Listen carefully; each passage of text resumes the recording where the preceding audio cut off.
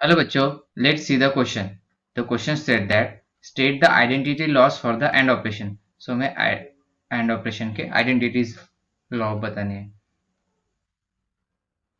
So mainly जो boolean algebra होता है या AND operation जो होता है वो boolean algebra का पार्ट होता है जो और boolean algebra में mainly तीन functions होते हैं conjunction, disjunction and negation. So जैसे कि मैंने बताया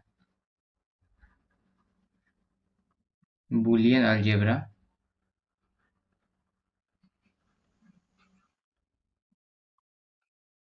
has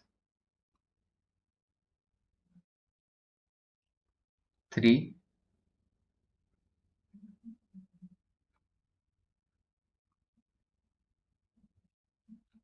main operations. एक यानी कि कंजंक्शन कंजंक्शन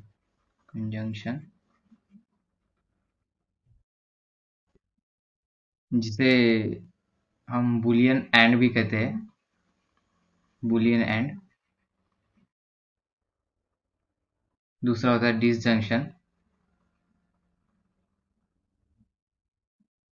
जिसे बुलियन और भी कहा जाता है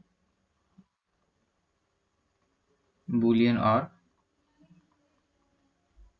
तीसरा होता है निगेशन जिसे बुलियन नॉट भी कहा जाता है बुलियन नॉट. तो इनमें से जो कंजंक्शन यानी कि बुलियन एंड जो होता है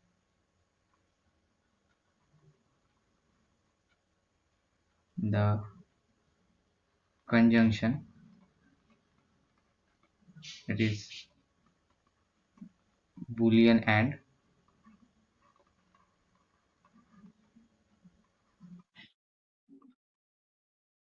is corresponding to the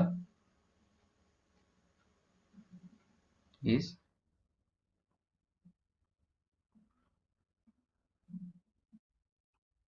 corresponding to the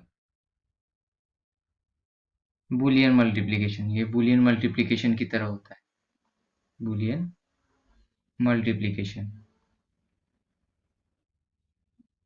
बल्कि जो और होता है वो बूलियन एडिशन की तरह होता है. तो इसका अगर ट्रूथ टेबल देखें हम तो सिंपली होगा सपोज करो ये ए बी और एंड ऑपरेशन यूज करने के बाद में ए डॉट बी. सो इसका ट्रूथ टेबल होगा 0 0 1 1 0 1 0 1. सो बूलियन मल्टीप्लिकेशन किस तरह होगा 0 0 0 0 डॉट 1 0 1 डॉट 0 0 1 डॉट 1 1.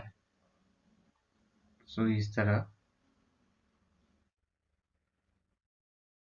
ये ट्रूथ टेबल होगा. सो ये एंड का ट्रूथ टेबल है. सो एंड के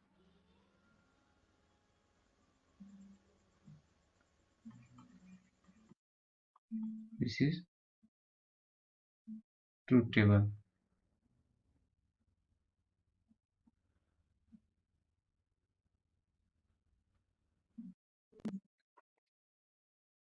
तो एंड ऑपरेशन के कुछ प्रॉपर्टीज भी होती है. सो उनमें से एक प्रॉपर्टी होती है identity property. Identity property. So simply identity property क्या कहती है कि उसका इक्वेशन देखे तो उसका equation simply a dot 1 is equal to a. So अगर हम इसी एक्सप्रेशन के आधार पर आइडेंटिटी प्रॉपर्टी को डिफाइन करें तो in and operation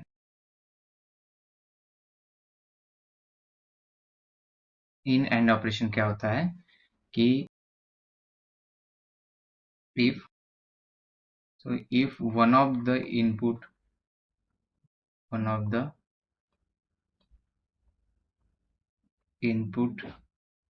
in AND operation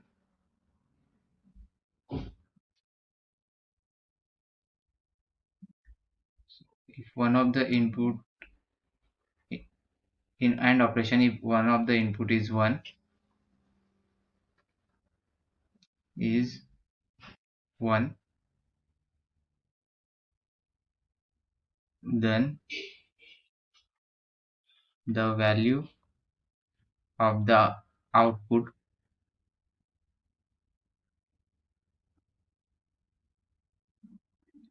is the value of the another input, is value of the another input.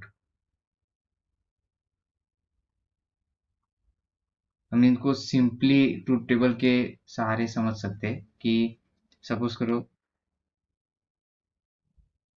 हमारा second जो है वो 1 है। सो यहाँ पे जो सेकंड इनपुट है यहाँ पे सपोज करो वो 1 है और फर्स्ट इनपुट 0 है। सो हमें आउटपुट क्या मिलेगा? 0, यानी कि फर्स्ट इनपुट के तरह ही। और सपोज करो यहाँ पे सेकंड इनपुट जो है वो 1 है। सो और फर्स्ट इनपुट भी 1 है।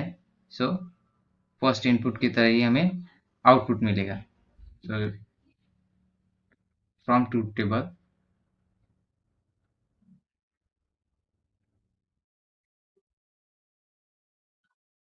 from truth table, we can easily verify this condition.